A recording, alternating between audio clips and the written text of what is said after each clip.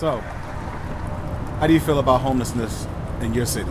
It's not a good thing. It's not a good thing at all. I feel like it's too much of it.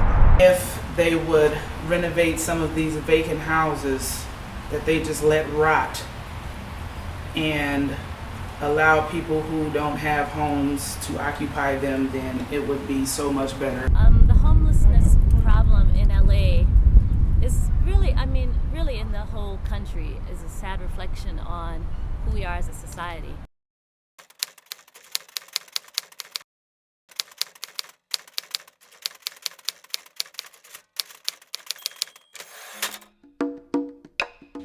Good morning, Detroit. I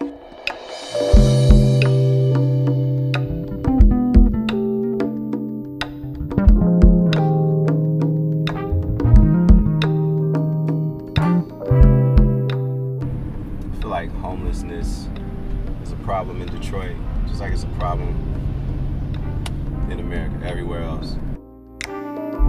If Papa could sing this song, he would speak of a time of picket lines. The day is long. Segregated history, but he would also speak of a people in love with unity. And just how can this be that 1963 seems much better? I really don't see a difference, between homelessness in Detroit as opposed to everywhere else. I think it's bad anywhere you are.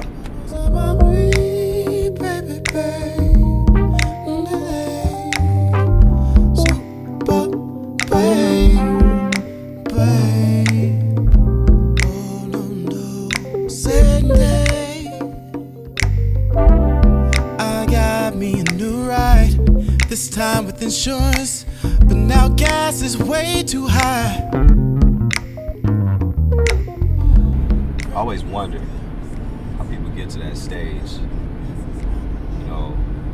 where they don't have a place to go, where they don't have somebody to rely on, you know what I'm saying? I know a lot of them are cool, and they always got a great story, and they always kicking knowledge, which baffles me as well. Like, they're so knowledgeable. What happened? How does this happen? People. Beneath the concrete pillars of this place, many laid the foundation called Detroit City. Lies a naked truth in a wicked youth of a town that can be so gritty. MLK had a dream, but I'm sure that dream wasn't man-made beds on concrete. We done set the race back about 400 years, where we moved to the beat of slave feet. As the band plays on to a broken down Motown, history's taught us to keep our cool. Papa Yo done told us he done lived 70 years and didn't get there by being a fool. See, the only thing constant is a brand new day, but the struggle doesn't always last. So rise up, Detroit, there's a hero within you. My people, this too shall pass. I know you got that knowledge for us, man. Well, I done lived 70 years, and I didn't get there by being a fool. So what inspired you to write such a sensitive story? Homelessness in general inspires me. I see, people that are in a far worse position than I am, and I just take it to heart. They've always had a soft spot in my heart. I see a person, I'm compelled to give them something. I feel like if I'm not playing my part, I'm not giving a blessing to that person, so how can I expect to receive a blessing? Like the song says, Mr. Window, $2 means a snack for me, but it means a great deal to somebody else, who hasn't eaten all day. So you mentioned music as your motivation, Yes. and we're here in Detroit. How has Dwele's music influenced your story?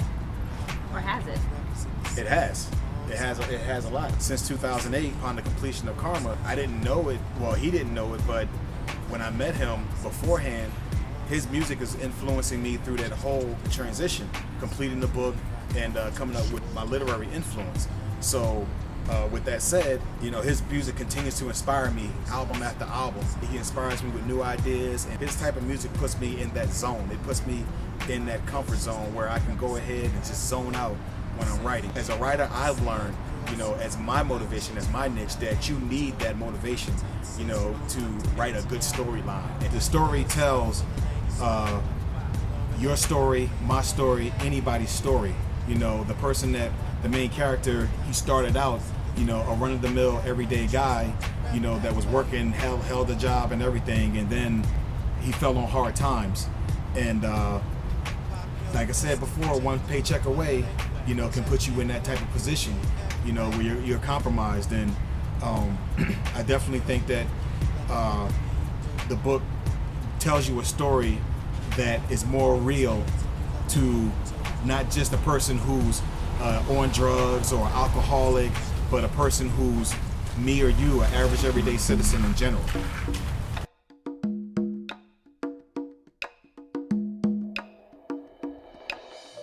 Our homeless population is kind of amazing too, like from a talent standpoint. A lot of them are artists, are singers, are drummers, are entertainers.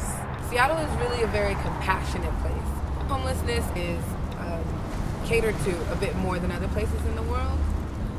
From my experience, we have a lot of shelters, and we have a lot of organizations that focus on catering to the homeless demographic.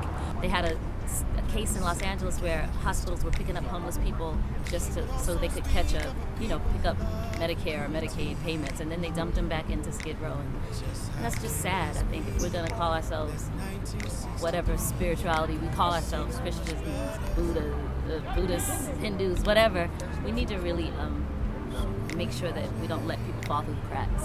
Veterans, mothers, the working poor who are always living from paycheck to paycheck. They won't even let some people buy a lot of these houses that are vacant around here. They basically want top dollar for a lot of the neighborhood homes that have been ran down for quite some time because a lot of the corporations are trying to come in and gentrify the neighborhoods. So I think it's really stupid, and we should change that shit immediately. If you're eating food at a restaurant and you don't eat everything, you don't have them pack it up and give it to someone, I think is a really cool way to cater to that demographic. We just got to do more to come together and not let people fall through the cracks. And we have the power to do it. We can fight together. The book was meant to inspire, you know, and to give and to enlighten people on the problem that we have in society. My name is J.Tait from Detroit City, Motor City. Yeah, my name is Monica, MONICABLAIRE from the DET 313. Word up. My name is Choklate, and I am from Seattle, Washington. Miss Korona, Detroit, Michigan, all day, east side. Yeah. My name is Cy Smith. My name is Dwele. I'm from Detroit, Michigan, the Motor City, the D, all of that. I've got sunshine on a cloudy day. Yeah, when it's cold outside, I got the month of May. Well, I guess you say, what can make me feel this way? Talking about my girl, yeah. Good time, baby. Good morning, Detroit.